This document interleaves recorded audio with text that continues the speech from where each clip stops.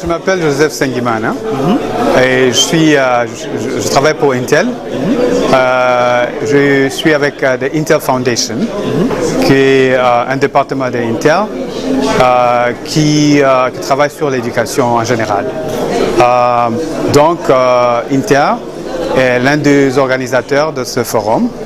Et comme vous avez vu, on a une délégation de plus de 10 personnes qui sont venues ici.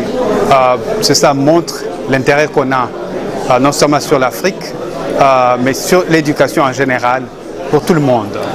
Le forum aujourd'hui est un forum qui était basé sur la nécessité de transformer l'éducation en Afrique. Comme vous savez, avec la réalité du XXIe siècle, on ne peut pas continuer à enseigner comme on enseignait il y a 2 siècles.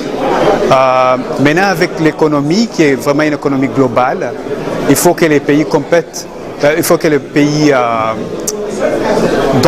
il faut jouer à l'échelle mondiale.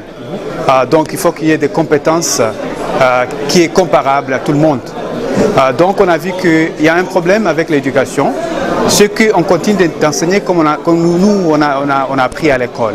Et il y a 20, 30 ans. Et le monde a changé. Il faut qu'on change pour survivre.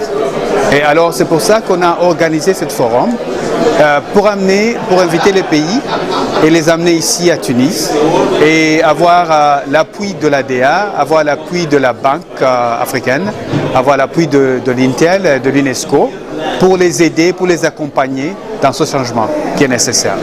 En chiffres, on a encore une distance à parcourir, disons, mais si vous regardez par exemple la pénétration des téléphones, par exemple, téléphones mobiles, c'est que maintenant il y a plus de 500 millions de phones.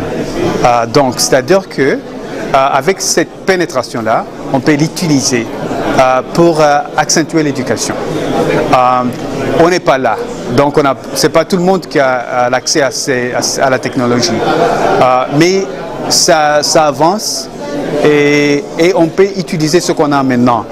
Et on peut bâtir sur cela, comme une fondation, si vous voulez. Oui. Donc, la technologie est présente dans l'éducation en Afrique. Mais c'est centré dans des villes et surtout dans des écoles privées. Des privilégiés utilisent la technologie. Mais ce qu'on est en train de faire, c'est de trouver des moyens pour s'assurer que ça ne se limite là-bas. Donc il faut que ça se pousse dans la campagne. Il faut que tout le monde ait accès à cela. On ne peut pas développer un pays tout en développant 1/10 de la population. Donc il faut développer tout le monde. Intel travaille ici en Afrique dans 27 pays. On a par exemple collaboré avec des ministères d'éducation et on a formé plus de 1 300 000 enseignants et les aider à utiliser la technologie, exactement la technologie, pour mieux enseigner, pour mieux équiper les étudiants. Donc ça, c'est une démonstration de ce qu'on fait. On organise des compétitions scientifiques, par exemple, pour aider les étudiants à être intéressés à la recherche. On a une compétition scientifique qui s'appelle ISEF, Intel Science and Engineering Fair, qui se tient au monde entier chaque année. Plus de 7 millions d'étudiants y participent au monde.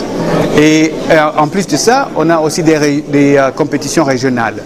Par exemple, il y a une compétition qui est panarabique. Et cette année, c'était la 4e année qu'on l'a tenue. Et exactement, c'est une équipe tunisienne qui a gagné. C'était en Jordanie il y a le mois passé.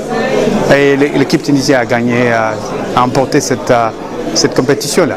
Donc tu vois, avec ça, avec l'éducation, la formation des enseignants et les compétitions scientifiques pour les étudiants, et tout ça, ça commence à bouger. Et on espère avec ce forum et avec la participation des autres partenaires qu'on va vraiment accélérer la transformation de l'éducation en Afrique.